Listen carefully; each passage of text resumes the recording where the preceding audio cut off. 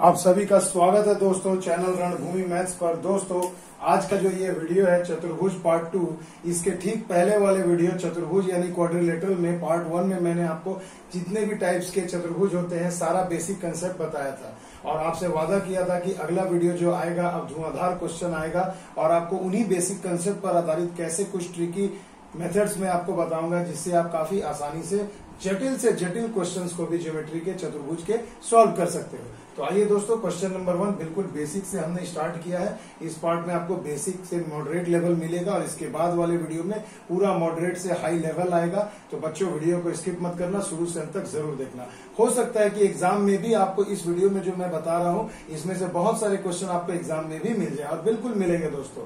तो चलिए, वीडियो बहुत मजेदार होने वाला है। आइए चलिए स्टार्ट करते हैं क्वेश्चन नंबर 1 से। देखिए दोस्तों, कहा गया है कि ये एक चतुर्भुज है, इसमें आपको 3 कोण दे दिए गए हैं और ये क्वेश्चन मार्क जो है चौथा कोण आपसे पूछा जा रहा है। तो ये बहुत ही बेसिक सा क्वेश्चन है, फिर भी मेरा बताना ये मेरा परम कर्तव्य है कि देखिए दोस्तों, एक चतुर्भुज के चारों कोणों का योग कितना होता है दोस्तों? 360। तो देखो यहाँ पर 3 एंगल आपको दिया गया है, 85 प्लस 70 और प्लस 110। इन तीनों को जोड़ दें और अगर 360 से माइनस कर दे तो चौथा एंगल आपको आसानी से मिल जाएगा। तो चलिए दोस्तों, इसका आंसर मुझे कमेंट में आप लोग जरूर बताइएगा। बहुत ही बेसिक सा क्वेश्चन था। तीनों को जोड़ के 360 से माइनस कर दो, जो आएगा आंसर हमें कमेंट बॉक्स में बताना। अब देखिए दोस्तों, चलिए दूसरा नंबर जो क्वेश्चन है कि एक चतुर्भुज एबीसीडी में कोण एबीसीडी 2:1:4:3 के अनुपात में है, तो एंगल सी का मान बताइए। तो दोस्तों कुछ भी नहीं करना, मान लो यही एबीसीडी एक चतुर्भुज है और इसमें सभी चारों एंगल्स का आपको रेशियो दिया गया है। तो सबसे पहले क्या करिए, 2 + 1 + 4 + 3, ये सभी रेशियो को जोड़ लीजिए। 2 और 1 3, 3 4 7 3 10, यानी कि 10 जो रेशियो है, अनुपात जो है वो कितने के बराबर है दोस्तों? 360 का। तो एक रेशियो कितने के बराबर होगा दोस्तों? तो 36 डिग्री का। तो आपसे पूछा जा रहा है एंगल सी का मान बताएं। तो angle C A B C, angle C ये 4 वाला होगा। तो यानी 4 रेशियो का मान कितना हो जाएगा? तो एक रेशियो का मान है 36, तो 4 रेशियो का कितना हो जाएगा? 144 डिग्री। तो ऑप्शन नंबर डी आपका सही जवाब हो जाएगा। बिल्कुल रेशियो वाला मेथड से पूछा गया था, इसलिए मैंने इसको डायग्राम नहीं बनाया, डायरेक्ट क्वेश्चन लेके सॉल्व कर दिया। आइए दोस्तों, क्वेश्चन नंबर 3 में चलते हैं। अब मजेदार क्वेश्चन आ रहे हैं। देखिए, कहा गया एबीसीडी एक समानांतर चतुर्भुज है। तो देखिए, एबीसीडी हमने एक समानांतर चतुर्भुज बना लिया है। अब दिया गया एंगल बीएडी बराबर 70 डिग्री। तो एंगल बीएडी यानी ये वाला एंगल आपको दे दिया गया है, ये है 70 डिग्री। उसके बाद सीबीडी यानी सीबीडी यानी ये वाला एंगल आपको दे दिया गया है 65 डिग्री। तो आपसे पूछा जा रहा है एंगल बीडीसी का मान, यानी बीडीसी यानी इस एंगल का मान आपसे पूछा जा रहा है। तो देखिए दोस्तों, अब हम लोग अपने बेसिक कंसेप्ट पर चलते हैं कि समानांतर चतुर्भुज में मैंने आपको क्या बताया था कि आमने सामने के कोण हमेशा बराबर होते हैं। क्या होते हैं दोस्तों? बराबर होते हैं। अगर ये 70 है तो ये वाला भी 70 डिग्री ही होगा। तो देखो, अब एक ट्रायंगल यहाँ जो बन रहा है बीसी और डी, बीसीडी जो ट्रायंगल बन रहा है, इस ट्रायंगल में देखिए 2 एंगल आपको पता चल गया है। तो इसे अगर आप ऐड कर ले 70 और 65 को अगर मैं जोड़ू तो कितना हो जाएगा? 135।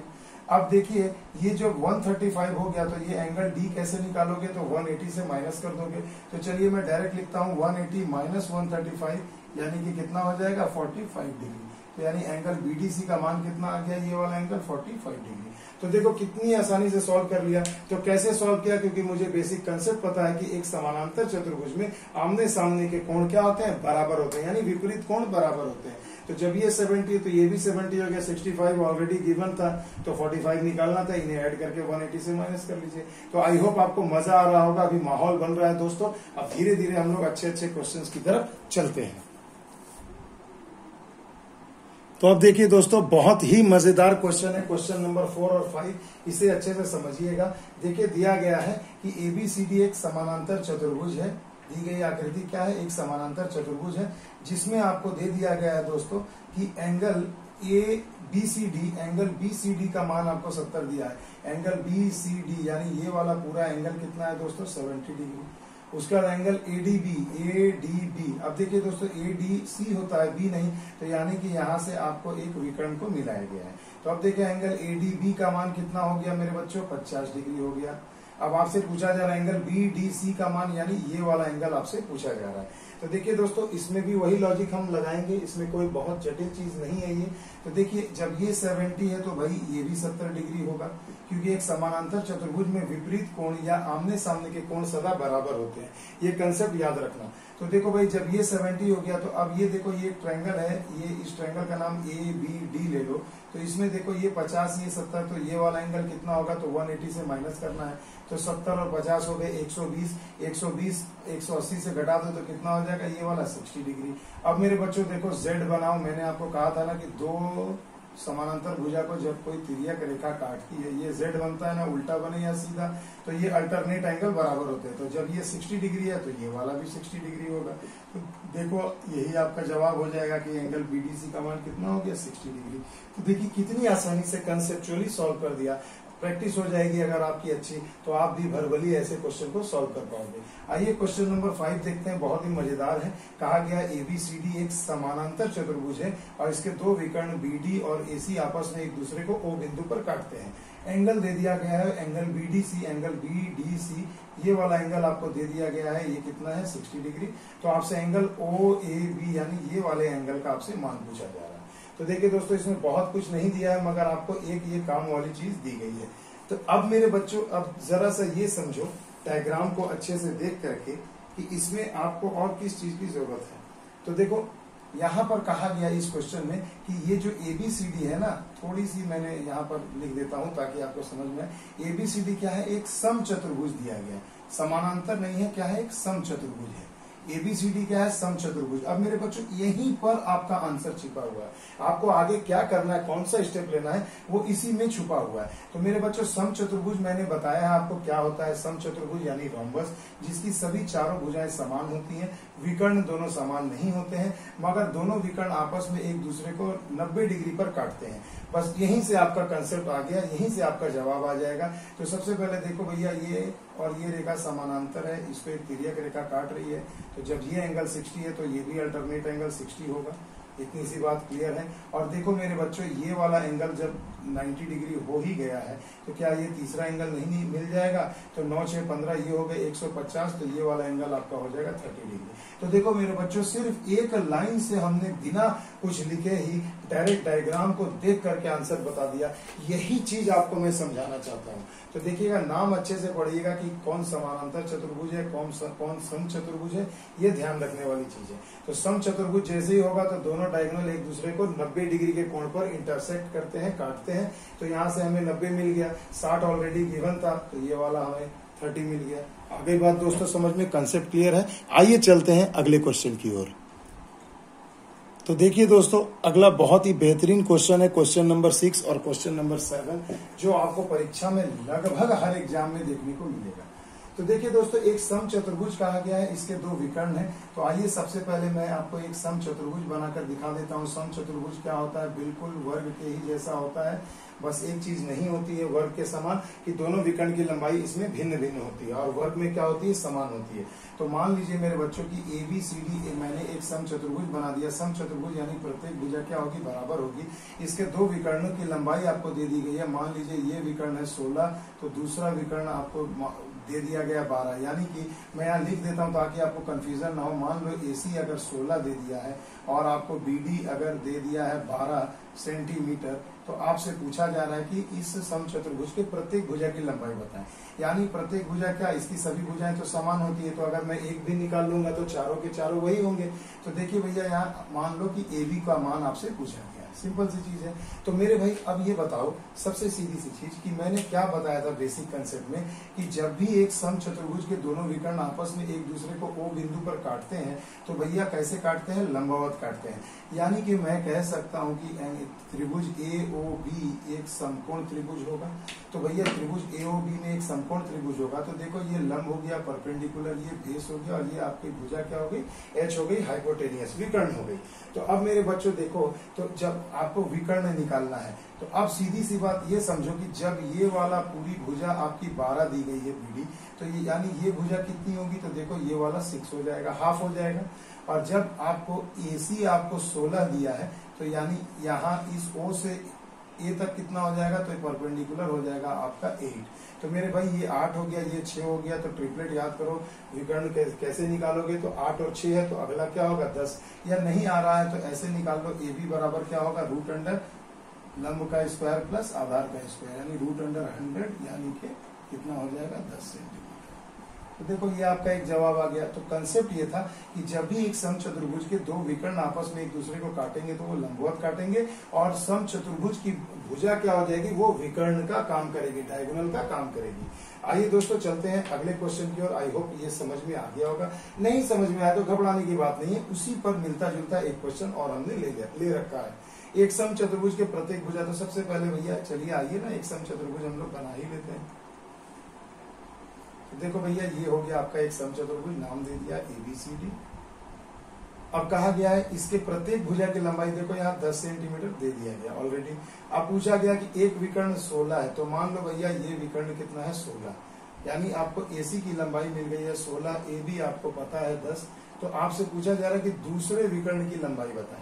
तो दूसरा विकर्ण मान लो ये BD होगा, ये O बिंदु पर काट रहा है और ये लंबवत काटेगा भैया, सीधी सी बात है। तो देखो भैया तब AC जब पूरा का पूरा 16 है तो AO कितना हो जाएगा, ये 8 हो जाएगा, और AB आपको 10 दिया ही है। तो देखिए आधार निकालना है, यानी OB निकालना है। तो OB कैसे निकलेगा, तो देखो भैया क्या हो जाएगा रूट अंडर 8, ये ट्रिपलेट से भी 6 कर सकते हो, और नहीं तो ऐसे देखो विकर्ण हो गया 10, यानी 10 का स्क्वायर माइनस 8 का स्क्वायर, क्योंकि आपको यहाँ पर बेस निकालना है, ये आपको निकालना है। तो देखो यहाँ कितना हो जाएगा मेरे भाई, 100 में से 64 गया 36, यानी रूट 36, यानी कि 6 सेंटीमीटर। तो ये वाला देखो भुजा आपको मिल गई 6 सेंटीमीटर, मगर भैया ये आंसर नहीं होगा। आपसे पूछा गया विकर्ण की लंबाई, तो विकर्ण तो देखो पूरा यहाँ तक है, यानी ये पूरा, तो जस्ट इसका डबल कर दो, यानी 6 गुणा 2 बराबर क्या हो जाएंगे 12 सेंटीमीटर। ये आपका सही जवाब हो जाएगा। अगली बात समझ में, तो इस टाइप का क्वेश्चन SSC और RRB दोनों में दोस्तों लगभग पक्का है, हर एग्जाम में पूछा जाता है। तो आई होप आपको समझ में आया होगा। आइए चलते हैं अगले क्वेश्चन की ओर। तो देखिए दोस्तों, अब बहुत ही बेहतरीन क्वेश्चन आपके स्क्रीन पर है, क्वेश्चन नंबर 8 और क्वेश्चन नंबर 9। इसे बहुत मजे से समझिएगा। देखिए कहा गया एक समानांतर चतुर्भुज का एक कोण अपने आसन्न कोण का 2/3 है। अगर मान लो भैया ये एक समानांतर चतुर्भुज है, मैंने बना दिया ये ABCD, तो इसमें कहा गया कि एक कोण दूसरे आसन्न कोण का क्या है 2/3, यानी आसन्न कोण का मतलब क्या होता है दोस्तों, एक ही बेस पर जो बैठे हुए कोण है।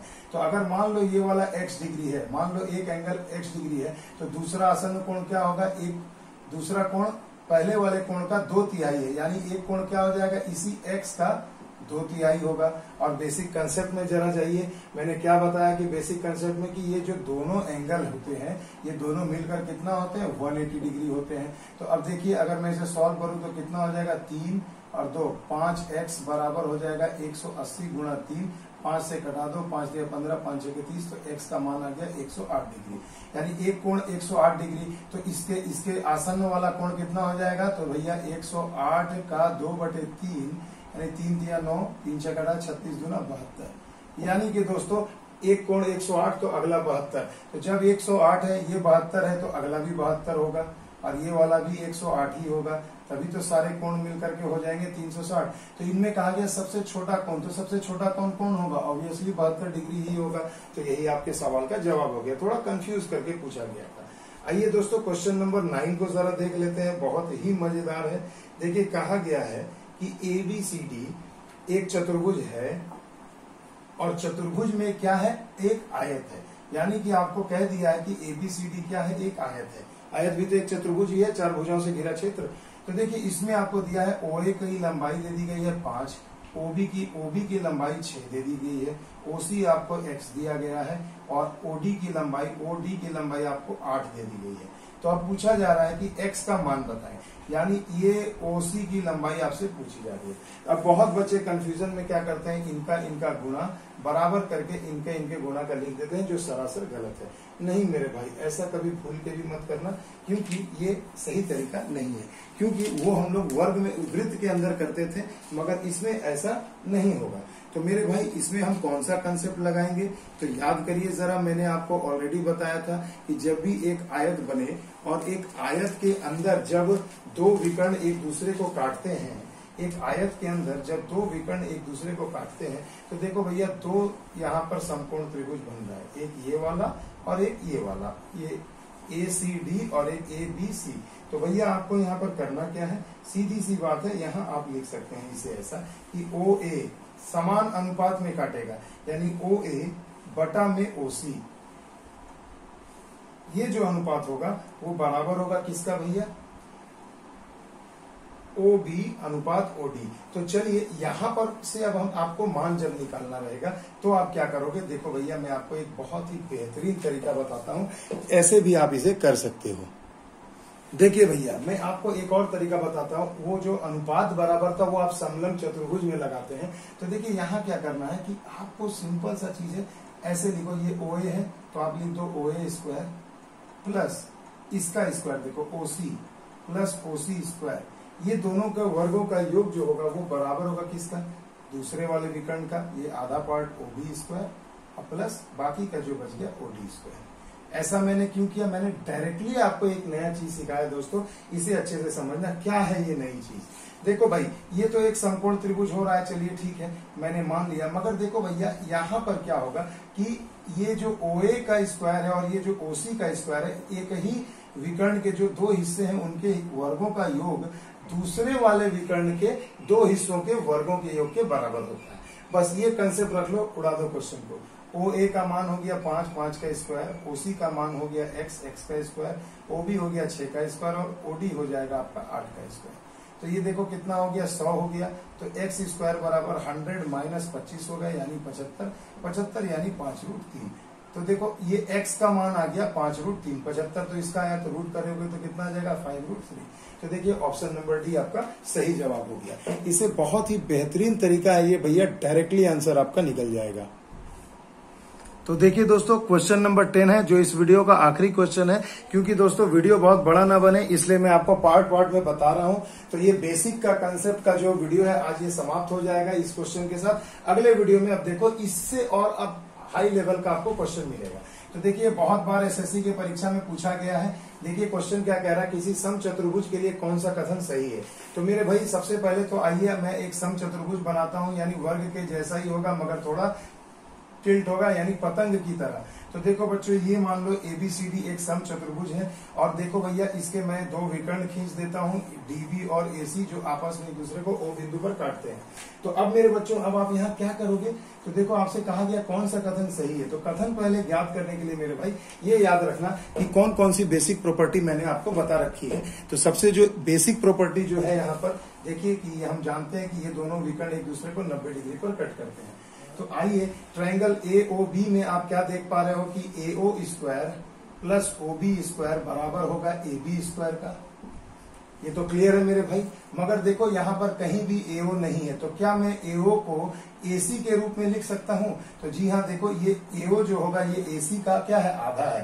तो AO के जगह मैं AC बटा 2 लिख करके कर सकता हूँ भाई।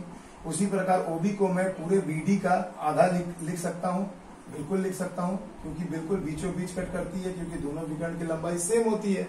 अब देखो यहां से मैं सॉल्व करूं AC square plus BD square, और ये यहाँ 2 का स्क्वायर 4, यहाँ भी 2 का स्क्वायर 4, पूरे का बटा 4 हो जाएगा इक्वल टू AB स्क्वायर।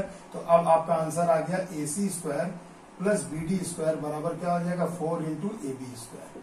तो देखो ये कहाँ मिल रहा है, तो ऑप्शन नंबर डी में मिल रहा है। तो देखिए मेरे बच्चों कितनी आसानी से हमने जटिल से जटिल क्वेश्चन को सॉल्व कर लिया, क्योंकि बहुत सारे बच्चे ऐसे क्वेश्चन को देखकर ही एग्जाम में दूर भाग जाते हैं। तो ऐसा भागना नहीं दोस्तों, रणभूमि मैथ्स है।